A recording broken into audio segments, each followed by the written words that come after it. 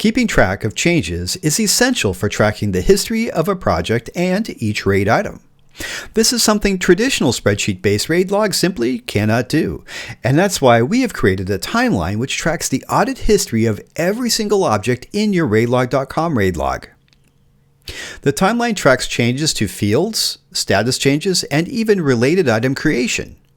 You can see a date and a time for each change and see who made it.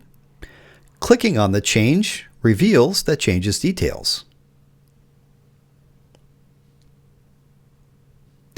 And we can also add context and comments to our timeline by adding notes to the RAID item.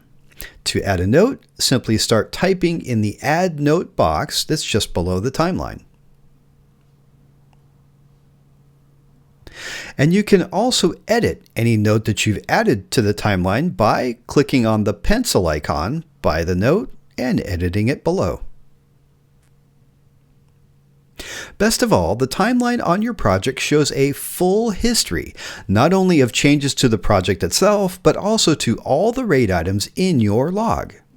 And with our raidlog.com timelines, you will never be surprised by a change in your RAID log again, and you'll never have a problem showing a complete timeline for every risk, action, issue, and decision.